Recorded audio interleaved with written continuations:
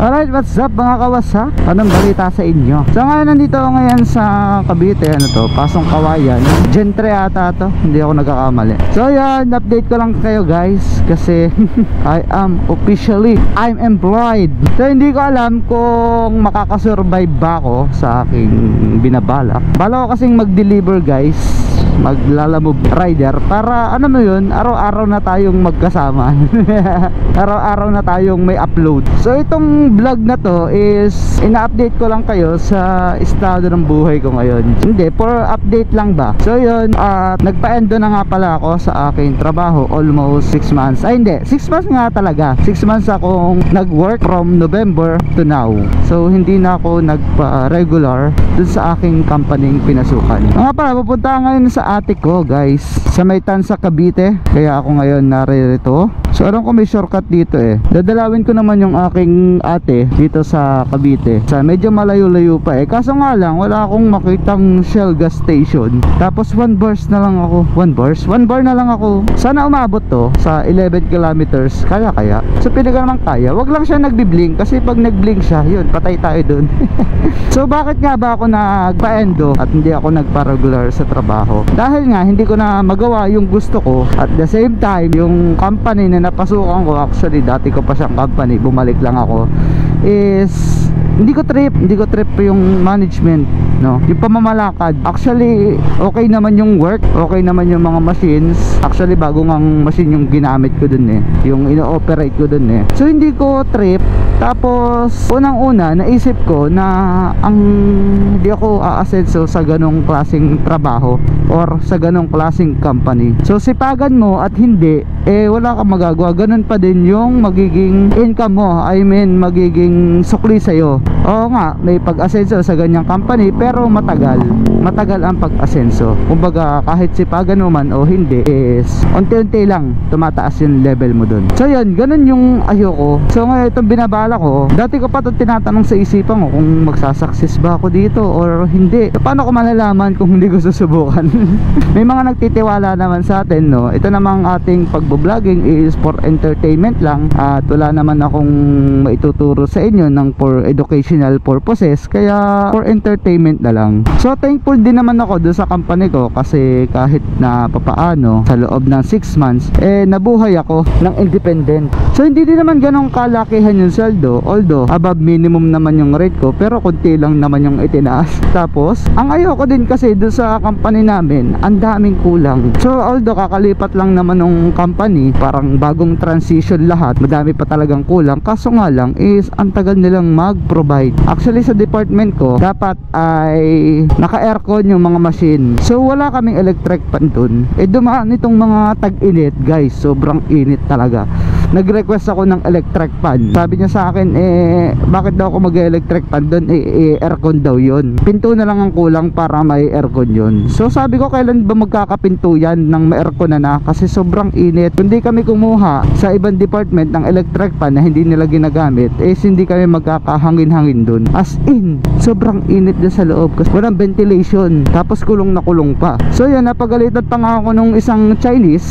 Bakit daw lagi ako nakatambay sa may pintuan, pa sandal-sandal sa pinto. Syempre pag nagbabantay ako ng machine, yung mga naisalang ko na, tumatambay ako sa pinto kasi yung sa kabilang department, yung electric pa nilang malaki is abot doon yung hangin. Kaya ako nandun. So nung nagpaliwanag ako na ganun nga yun, kaya ako nandun, is nagalit pa sa akin. Bakit daw hindi ako mag-PR ng electric fan, mag-request, purchase request. Sabi ko nag-request na ako, pero hindi pa din dumadating. 2 beses na ako nag-request at 2 buwan na yung request ko. So i-follow up ko daw, sa akin pa nagalit. Pinalo up ko ngayon, hindi pala inaprobahan yung electric fan. Sabi ko, ano ba yan? Maawa naman kayo sa amin mga empleyado. Kasi kami naiinitan din dito oh. Yung ibang department naman may mga electric fan. Bakit kami hindi nyo mabigyan kahit isa? Yung electric fan namin ginagamit sa kabilang department, pinaglumaan lang, ang hina na ng ikot. So yung ganun bagay lang na parang konselo man lang sa nagtatrabaho para makapagtrabaho kami ng maayos at komportable, is yung ganung electric fan man lang, kasi na yun sa laki ng company namin. Hindi ko alam kung tama ba yung pinagsasabi ko o dahil lang gusto kong maging komportable dun sa aking department. Pero para din naman sa magandang output yun, no? Ang sarap kaya magtrabaho kapag komportable ka. So ito din ang kinaayawan ko that time na naglilipat-lipat kami. Kasama din kami naglilipat katulong din kami naglilipat ng mga machines, ng kung ano-ano. Syempre bagong building, yung pader is bagong pintura kulay puti. Tapos kami, pinaakit kami dun sa taas para mag-ayos ng mga ilang wiring sa maliliit, maglalatag ng mga wire para sa mga machine. Is kapit ng kapit dun sa pader. Naka-gloves kami. Minsan syempre kapag ka naka-gloves, madudumihan yung gloves mo. So napagalitan kami. Wag daw namin hawakan yung pader kasi magdudumi. I-visit na yun, wala kaming harness. Bakit hindi kami hahawak dun? Wala talaga, hindi sila nagpo-provide ng harness, ng mga safety gears, like yung hard hat. Kasi delikado talaga, pinaakyat kami dun tas wala man lang kaming harness. Paano kung madulas kami dun, makabitaw? Wala na, bagok na talaga, babay na lang. So yun, ang hirap din makisama sa mga Chinese, no? Sa mga Chinese na boss. Hindi ko naman sila sinisisi or binabas ng kung ano-ano, pero grabe naman sila maghawak ng tao. Hindi porket binabayaran nyo kami, pwede nyo nang gawin lahat sa amin, no? Ang masarap na boss, mga kawasak, is yung may concern sa tao, sa mga empleyado niya. Pero yung ganun, sabi ko, walang niya, stress to. At ito pa mga kawasak, kaya bago-bago ko dun, 2 months pa lang ako, is ginawa akong deputy leader, kumbaga for evaluation pa din, na 3 months, temporary leader. So nahihiya naman akong yung mga nagturo sa akin dun, hahawakan ko.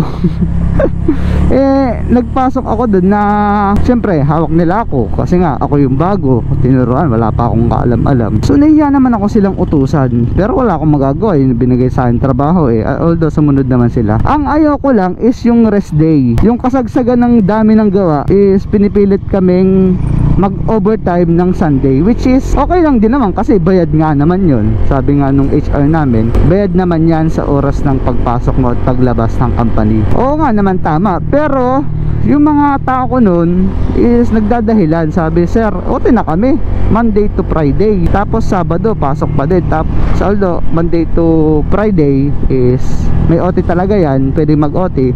Saturday wala talagang OT yan. Tapos Sunday pinapapasok pa. Nagrereklamo sila sa akin. Sabi nila hindi daw sila papasok kasi pagod na daw sila, di pa sila nakakapaglaba. Naka-apartment lang kasi karamihan Pinag-OT-OT na nga ng Monday to Friday, minsan Saturday din, tapos Sunday papapasukin pa. Gusto din nila mamahinga. So yun ang gusto ko sabihin dati dun sa HR namin, kaso ayaw niya akong pagsalitain na sabihin ko sana, yung machine nga nasisira kapag ka hindi napapahinga nag-overheat, ito pa kayo mga tao. Tapos pag nagkasakit, absent ka, wala ka nang bayad, ikaw pagagastos sa ospital. Yun yung masama Tapos ito pang mga sales na to, laging nagmamadali. Natutuwa kami kasi dahil sa inyo kaya kami may trabaho. Kung di din naman dahil sa amin, wala di kayong benta. Yung ganun, lagi kami pinagmamadali. Ito kakadating lang, gusto agad matapos. Nasisira yung working flow. Ang hirap din makisama sa mga ganyan. Kaya sabi ko, puro reklamo na lang ako. So mag-ano na lang ako, umalis na lang ako sa company na yun para mas mabuti. Hindi yung puro ako reklamo, is either to adjust or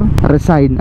So yun, kaya nagpa-end na lang ako. Sabi ko, tapusin ko na itong kontrata ko. Kaya yan guys, ang hirap mangamuhan, lalo na sa mga Chinese. So the best na naging amo ko is Japanese talaga. Although nag-Japan ako, ang pinakaunang-una nilang pinoprotektahan sa empleyado is yung safety. Talagang hindi ka pwedeng masaktan sa trabaho o hindi ka pwedeng maaksidente sa trabaho. So ano pa ba yung pinag-ayawan ko dun? So ito, natatawa ako kapag may audit, sama-sama kaming bigla ang nagkaka-seminar dun sa aming maliit na kwarto dun sa company. Sabi ko, bakit ba may pa-seminar na to?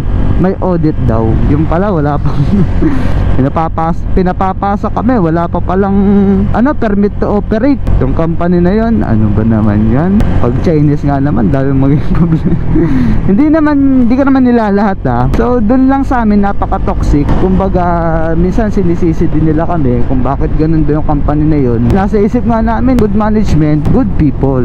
Bad management, bad people. Kumbaga sa management niyang yon is kung ano yung pakikitungo pakikitungo nila sa amin, ganun din yung pakikitungo nila namin sa kanila. Tulad nitong pangyayari na to, hinati kami nun may panggabi at may pang umaga. So yung panggabi, actually magka-company blessings nun. So dapat lahat nandun. Yung mga panggabi, pinapasok ng Sunday. The next week, kasi Tuesday yun kinabukasan, Monday, ano na sila, rest day. Tapos Tuesday, pasok sila umaga hanggang Sabado na ulit yun. So ang nangyari, nandun na nga lahat ng empleyado noong Tuesday ng blessings na yun, at ang usapan niya ang sabi ng HR namin is pasok kayo Tuesday yung mga panggabi, tapos hanggang ano na yon, Saturday, tapos the rest next week panggabi na ulit sila, sa kanila itutuloy. Kumbaga wala mo ng panggabi nung week na yon. So ito na, dumating na Tuesday, pumasok silang lahat pang umaga, kaming lahat, umaga lahat kami, para mag-celebrate nung company blessings na yon. So maya maya, mga 11:30 or something, or magta-12 na yon, nag-announce yung HR, pinauwi lahat nung panggabi at pumasok daw mamayang gabi.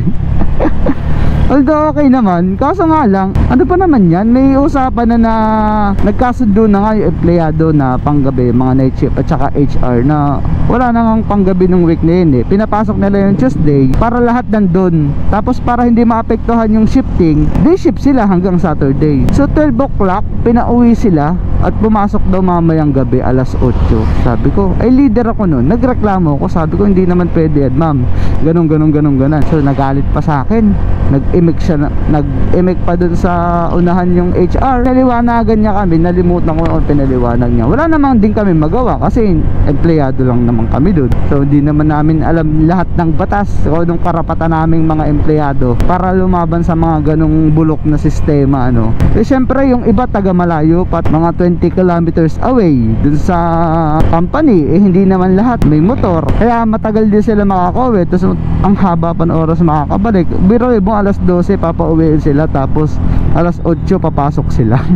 Kasi naka-hassle yun. So yun lang, sa dami kong reklamo dun sa company, so wala din naman ako magagawa para maayos yun, kasi hindi naman pwedeng lahat din naman ang gusto naming empleyado is masunod. So naiisip ko din yun na reklamo kami ng reklamo para sa amin, pero hindi din namin naiisip minsan or kadalasan kung inireklamo ba namin is good both side, both management and employee sa mga production ganyan. Actually kami lang naman production yung magugulo yung mareklamo kasi nga kami yung may pinakamahirap na trabaho doon. Kumbaga ang pangit din sa kanila is yung mga Chinese, nakikita lang yung mga tao nila pag nagkamali na, so hindi nila makita yung mga good side na nagagawa nila so yun lang ang hirap, nakakatampo din minsan. Sa 100 mong ginawang tama, magkamali ka ng isa, babakbakan ka na agad. Pag nakagawa ka naman ng tama, wala man lang very good, wala man lang thank you kasi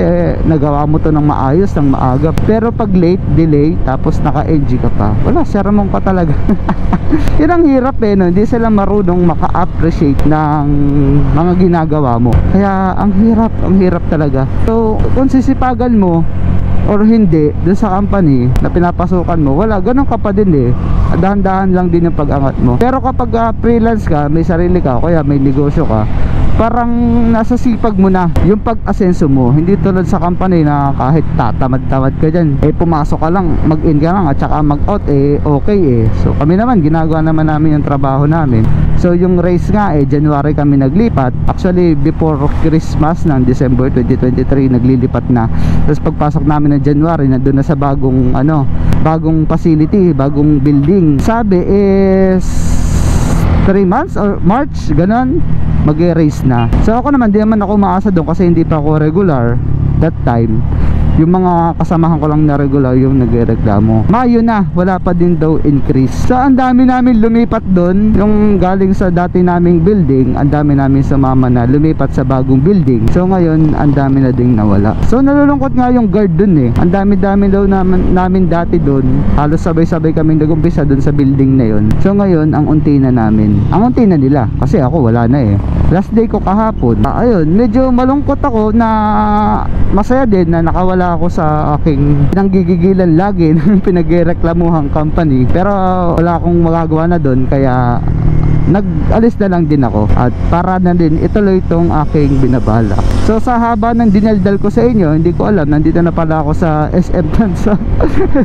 You know, so nagbi-blink na ang aking gasolina. So sana naman may Shell dito. Ayoko kasi magsalin sa ibang gasolinahan. Parang nakaanohan ko yun, culture ko na sa Shell magsalin. Simula na kwenta sa akin ng pinsang ko na nagloko yung fuel pump na sasakyan niya, kasi kung saan saan siya nagsasali na gasolinahan, tapos pumipili pa siya ng mga mura. Bibisita lang naman ako dito sa ate ko, at saka namimiss ko na din si Ocean, yung alaga niyang doggy na 3 taon din na nasa bahay sa Quezon Province, no.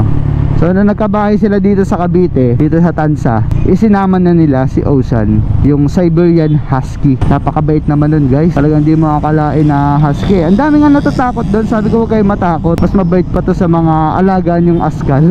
Laki niyang yun, hindi mo akalain na ganun siya kabait. So yun lang mga kawasak, ano, malapit na ako sa bahay ng ate ko. So, good luck na lang sa akin or sa atin sa mga susunod kong hakbang sa buhay. So sana pala rin, at kung hindi is pipilitin na.